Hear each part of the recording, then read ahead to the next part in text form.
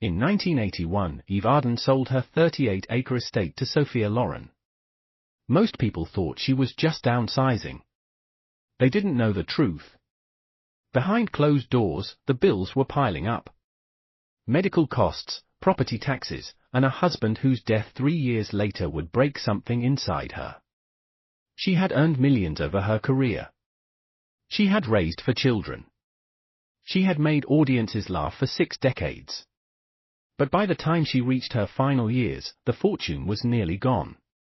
What really drained the bank account of radio's highest-paid woman, Eunice Mary Cudens, came into the world on April 30, 1908 in Mill Valley. And from the beginning, her life never settled into an easy rhythm. Her father, Charles Peter Cudens, painted signs, but never managed to keep steady income coming in. And by 1910, his gambling problems pulled the family so close to ruin that Lucille had no choice but to leave him. She took her daughter with her and refused to let the collapse define their future. Lucille opened a small millinery shop and threw herself into the work because she had to. But she also saw something bright in little Eunice. That spark kept growing as the years went by, and as the bills piled up, she kept pushing her daughter toward the world she once dreamed of entering.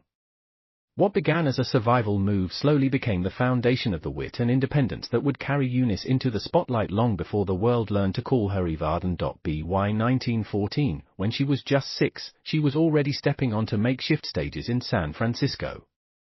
Lucille had once been chosen from a group of 20 actresses for a professional troupe, and she poured every bit of that experience into her daughter. The shows were small, but the training was serious. Eunice learned how to feel a crowd and shift her timing to match its rhythm. She learned to land a line so it didn't just get a laugh, but got a moment. While other children spent their weekends playing in dirt roads or learning beginner lessons, she spent hers memorizing lines and studying reactions. Those early nights shaped her instincts. And she grew up believing that audiences were something you listened to as much as something you performed for. The stage wasn't a dream to her. It was normal life. As she moved into the 1920s, she tried on names the way other young women tried on hats. Eunice Cudens, Eunice Query, Evelyn Arden. Nothing felt quite right until 1933 when the Ziegfeld Follies cast her and told her she needed something cleaner, something elegant. She looked at the bottles on her table, saw Evening in Paris perfume beside an Elizabeth Arden compact, and picked her future in one breath. Eve from one, Arden from the other. The name slid into place like it had been waiting for her. And by the time the Follies opened on January 4, 1934, it already felt natural. The name captured who she wanted to be in a world where glamour mattered almost as much as talent. And once she started using it, the world reacted. It was the kind of name that stayed in people's heads. After she graduated from Tamalpais High in 1926 at 18, she chased the stage with the kind of determination that ignored exhaustion. She joined the Henry Duffy Players and earned $35 a week, which stretched thin even back then.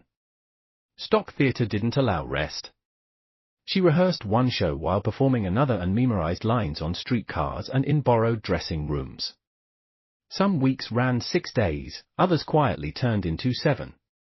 When the company moved to Los Angeles, she followed, living in a cramped room and pushing through weeks where $50 was all she had. Yet, every show hardened her timing, sharpened her instincts, and deepened her range. She played roles back to back until her muscles ached and her voice thinned.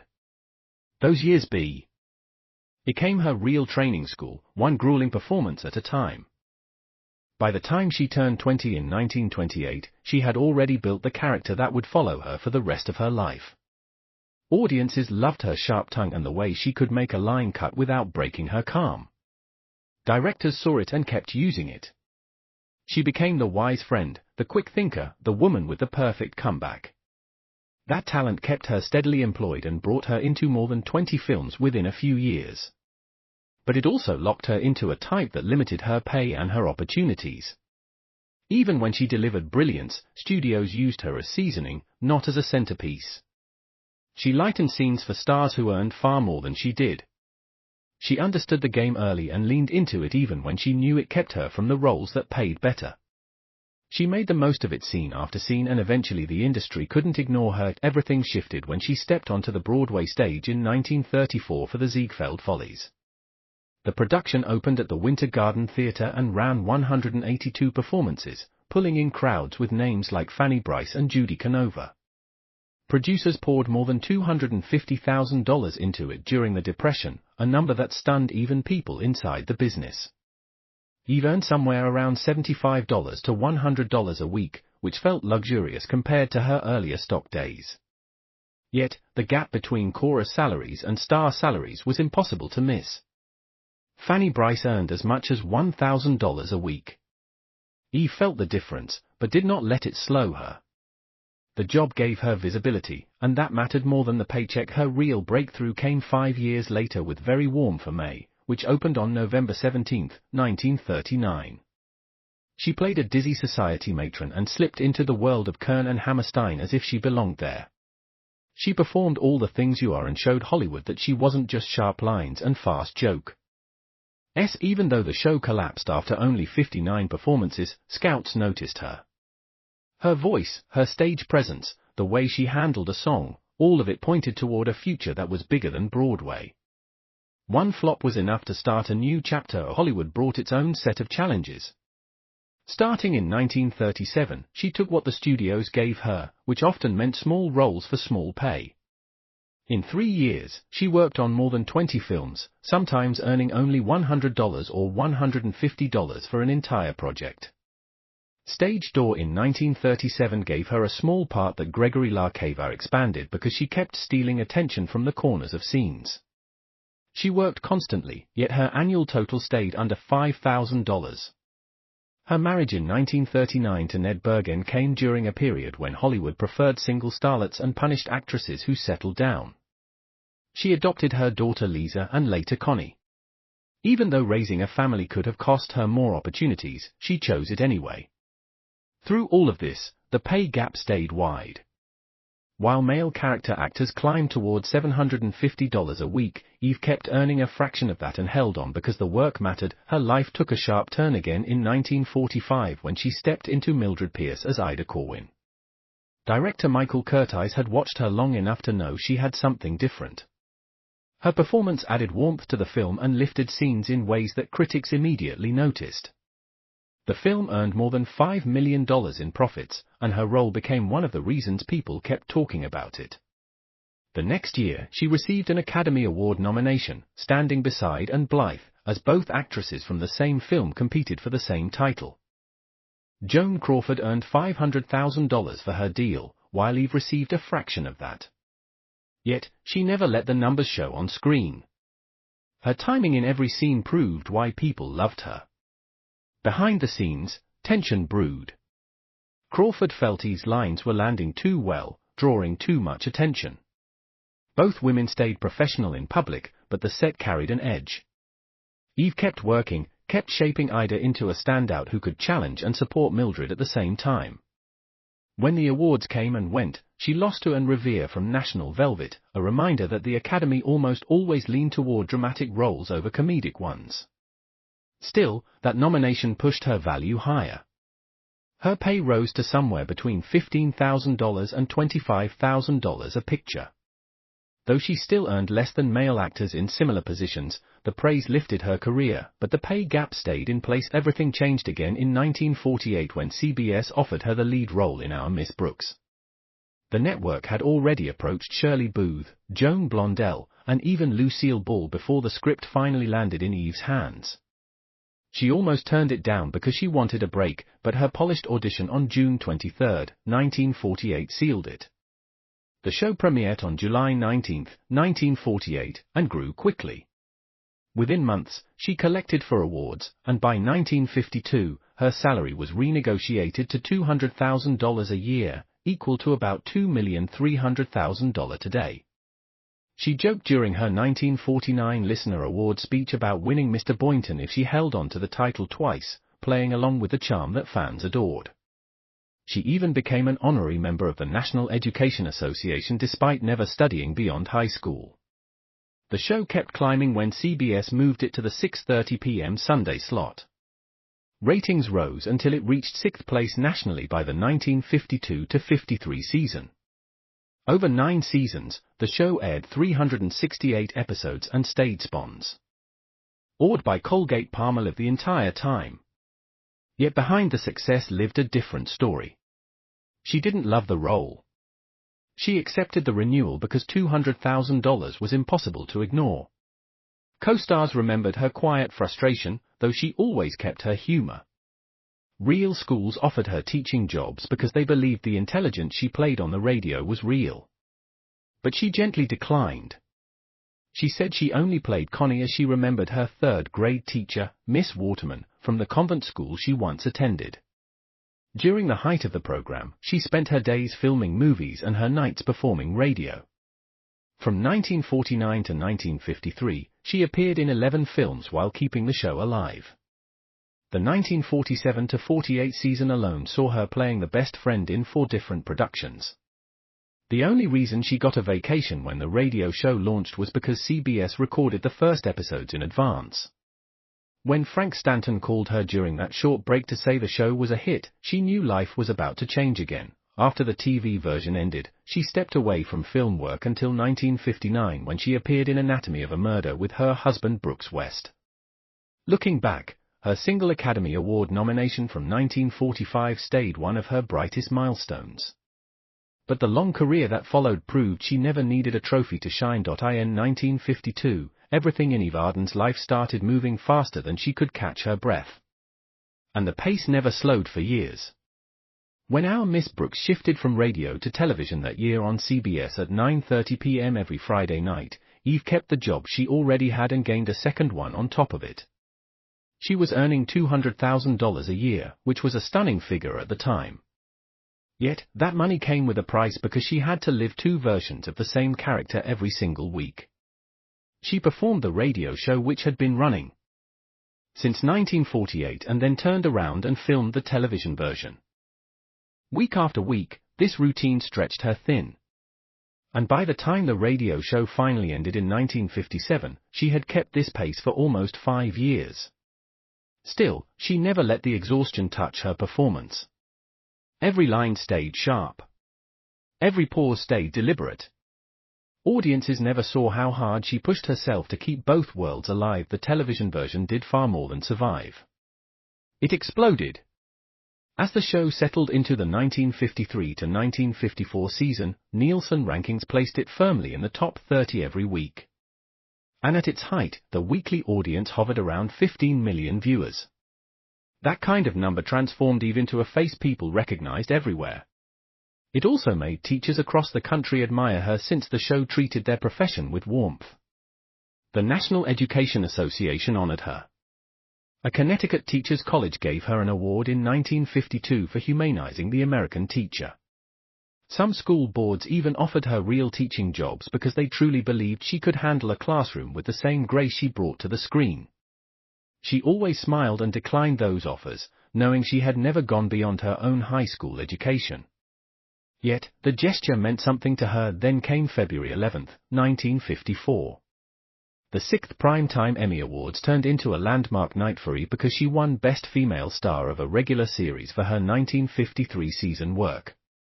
She beat Lucille Ball, Imogene Coca, Dinah Shore, and Loretta Young. And she accepted the award at 45 years old, a time when actresses were rarely celebrated for leading performances.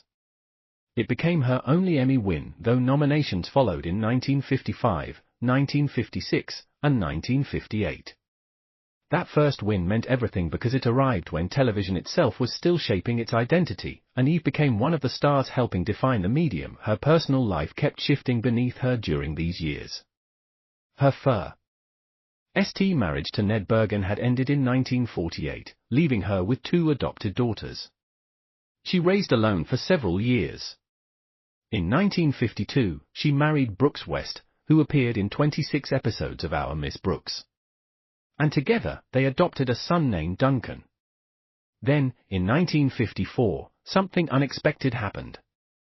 Eve became pregnant after believing for years that it was impossible, and she gave birth to her biological son, Douglas.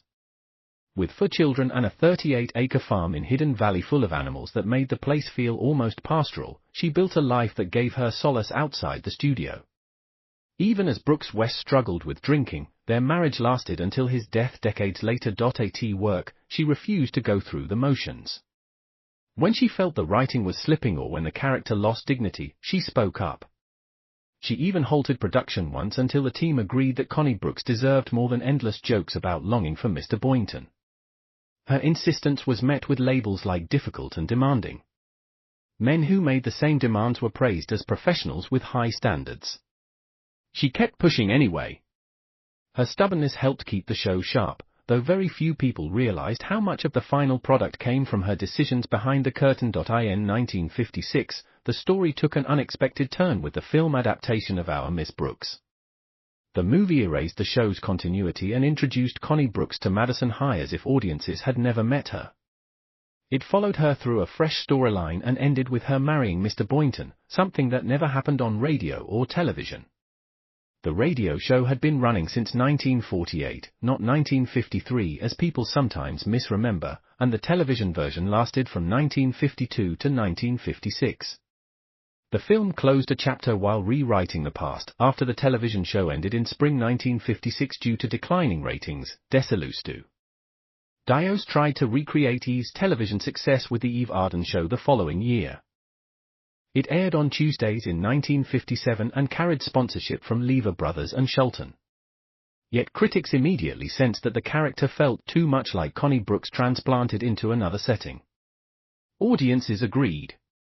The show ended after 26 episodes in 1958, leaving Eve with the realization that recapturing Lightning was harder the second time around. Money kept coming in with her salary during the height of Our Miss Brooks remaining at $200,000 per season, but that didn't change her complicated feelings about the role. She seldom spoke about it in interviews. Richard Crenna later said she didn't really like playing Connie Brooks. Years after the fact, she softened a bit and told friends it wasn't half bad. Still, Hollywood locked her into one idea. She became the wisecracking authority figure, the school teacher type, and the industry showed little interest in letting her stretch beyond that identity. Between 1957 and 1960, she returned to film work. One of her strongest roles came in 1959 with Anatomy of a Murder, where she played Maida Rutledge, the dry and loyal secretary to James Stewart's character. Her husband, Brooks West, appeared in the same film as the prosecutor. Reviewers admired the way she eased humor into a largely dramatic movie. Many people on set remembered her quietly knitting between takes, as if the chaos around her never touched her sense of calm. Yet, as the 1960s unfolded, the landscape shifted again. Hollywood had little room for actresses over 50, especially those associated with a comedic style that belonged more to the 1940s than the modern era. In 1960, she appeared in The Dark at the Top of the Stairs, but major roles faded after that. Sergeant Deadhead in 1965 offered only a small supporting part. The industry had moved on, and she found herself auditioning for roles she would have ignored years earlier. Television kept her visible, though in a different way. Throughout the 1960s and 1970s, she appeared on shows like Bewitched in 1966, The Man from UNCLE the same year, Ellery Queen in 1975, Maud in 1977, and Alice in 1980. These appearances were brief, one scene here, a short moment there. She often played authority figures or clever older women, echoes of the character audiences still associated with her. She also tried to reclaim the stage. In the mid-1960s, she took on Dolly Levi in the touring production of Hello Dolly, stepping in for Carol Channing for 17 weeks in Chicago. She later joked that she got the job because she could fit into Carol's costumes, a reminder of how their paths had crossed decades earlier when Carol served as her understudy. The performances earned her the Sarah Siddons Award in 1967. Yet critics were split on her interpretation. They loved her comedy but felt the warmth required for Dolly didn't match her sharper style. Even so, the stage remained a place where she could show the craft she had built over many years. Commercials became part of her career as well. She appeared in ads for Crest toothpaste in the 1960s and later became a spokesperson for Imperial Margarine in the mid-1970s. These jobs paid well and kept her in front of audiences even as television and film roles became scarce. For someone who once carried an entire network sitcom and earned top dollar, this phase felt like a step down. But it offered stability during a time when Hollywood wasn't offering much else. Then came 1978. Grease hit theaters and introduced Eve Arden to a new generation through the role of Principal McGee. She appeared in only a few scenes. Yet every line had that dry timing that made her famous. The film's 1950s setting created a strange loop in her career, letting her step back into an era she once helped define. The movie became a massive success, but Hollywood still saw her as a nostalgic figure rather than someone who could drive contemporary stories. She returned for Grease 2 in 1982, which became her final film appearance. At 70, she remained as sharp as ever. Yet the industry had already decided where she fit in its world. By 1981, the rhythm of Eve Arden's life was already slowing, and that was clear when she sold the place that had once symbolized stability and success. That year, she let go of her 38.5-acre estate at 1151 Hidden Valley Road in Thousand Oaks, California, selling it to Sophia Loren and her husband, Carlo Ponti. The house was not modest by any measure. Built in 1950, the craftsman-style main residence stretched across 4,253 square feet with rock walls, heavy-beamed ceilings, 4 bedrooms, and 5.5 bathrooms. There was also a guest house, a pool house, staff quarters, 2 swimming pools, a barn, and even an orchard. Loren renamed the property La Concordia, meaning harmony. No official record ever confirmed what Eve received for the sale, but years later, the Loren family sold the same estate in 2006 for $6,900,000 after first listing it at $8,900,000. At 73, Eve was quietly simplifying, stepping away from the burden of maintaining such a vast property, even though she still owned valuable real estate and had lived comfortably for decades. Around the same time, her career was easing into its final stretch. On June 11, 1982, she returned to a familiar role as Principal McGee in Grease 2. The sequel carried a production budget of $11,200,000, almost double the cost of the original Grease. Yet, it brought in only $15 million at the domestic box office. That number looked especially weak beside the original film's $132 million haul. Even so, Eve delivered the same sharp, dry humor audiences remembered, sharing the screen with a young Michelle Pfeiffer in her first major starring role. It became one of her last appearances on film, followed only by a role in Under the Rainbow later that same year. By then, at 74, her schedule had slowed dramatically. The woman who once worked non-stop was now making only a occasional television guest appearances through 1984.